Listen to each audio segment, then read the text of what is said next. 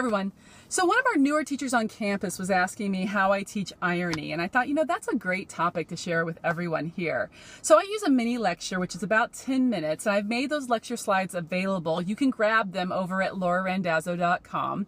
And then I also put together a little model lecture so you can see how I use those slides with my kids to help them understand the differences between verbal, situational, and dramatic irony. So give me 1 second. I'm going to switch over the video so you can sort of hear what it would sound like with my classes. Here we go. Good morning, everyone. Okay, go ahead and take a look at the images that I have up here on the board that I'm about to show. And when you think you know what they have in common, go ahead and raise your hand. Yes, this first one is a cemetery. And yes, this is two guys taking an escalator to go work out.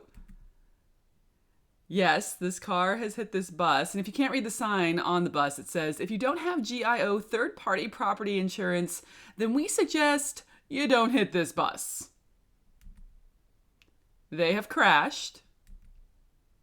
The fire hydrant is on fire. This is America, and our only language is English. All right, who's got it? What do they have in common?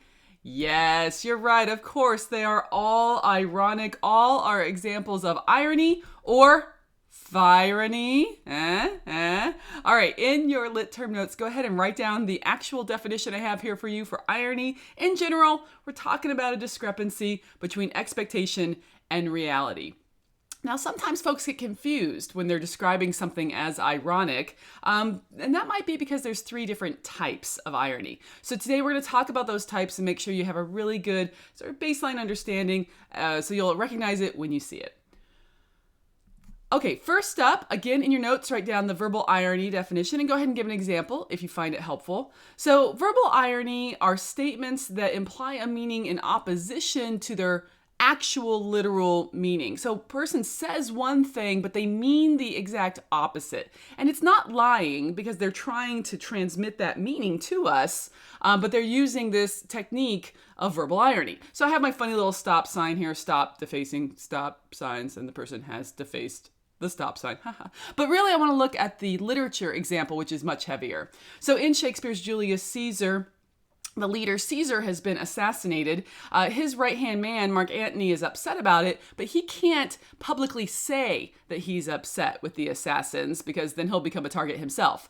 So in a very famous scene, he actually says one thing to the crowd of Romans that he's addressing when it's very clear he means just the opposite. So in this famous speech, he's talking about Brutus, who was one of the leads of the assassination group, and how Brutus is such an honorable man when in fact he means just the opposite. So the line I have here for you for Caesar is, Antony says, yet Brutus says that he, Caesar, was ambitious. Oh, and Brutus is an honorable man. And he repeats that refrain, an honorable man, so many times that the citizens start to question whether Brutus really is honorable and whether the assassination of Caesar really was in Rome's best interest. So you say one thing when you mean the exact opposite.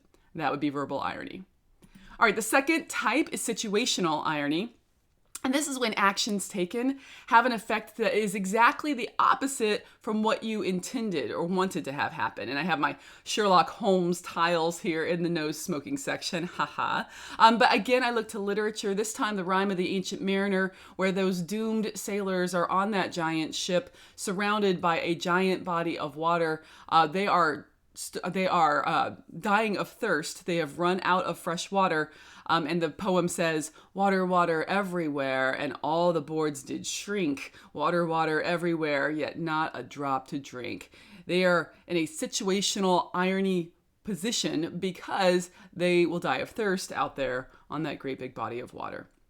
Another example of situational irony might happen in your own life in the future when you're ready to get married. Maybe you just really, really want to make sure that there's no rain on your wedding day, as Alanis Morissette told us in that famous song from the 90s. Well, just having rain on your wedding day, that's not situationally ironic. That might just be bad luck. But it would be situationally ironic If, for example, you had gone to extreme circumstances to make sure that your wedding was protected from being ruined by rain, so much so that you decided to not even have an outdoor wedding, you decided to have an indoor wedding, so you booked the hotel ballroom. And then, halfway through the evening in the middle of the chicken dance, the overhead sprinkler system goes awry and water pours down on your wedding party. That, my friends, is situational irony. You couldn't escape the rain. And your last type of irony is dramatic irony. And this happens in the world of literature, in short stories, plays, novels, where the audience knows something that a character needs to know, should know, but doesn't know. And then our guts churn as we watch this character go through the actions of the story and fall into a trap or make some huge mistake. And so I have The Gift of the Magi, the classic Christmas story from O. Henry, where we have the beautiful Della with her long, gorgeous brown hair. She wants to buy a gift for her husband, but they're young and in love and don't have much money. She wants to buy a gold chain for Jim's gold pocket watch that he inherited. He's embarrassed to pull it out in front of high-class people because he has to hold a rope he has a rope to hold it to him. So she goes and she chops off all her hair to the wig maker, and she gets enough money to buy a beautiful gold chain for that beautiful gold watch. Well, hang on. Here's the dramatic irony. That same day, Jim, her loving husband, has sold his watch to buy the beautiful bejeweled hair combs for the lovely Della. So when they give each other the gifts, it's with the realization, it's so ironic that they have actually sacrificed the possession they love most in the world and making the gifts useless, but they've done it because they've loved the person more than they've loved the stuff. So it is a timeless tale of love. If you don't know it, be sure to check it out. Okay, so now that you have those notes written down, go ahead and tuck them away. We'll add to our lit terms next week, but now we're going to move on to the next section of class.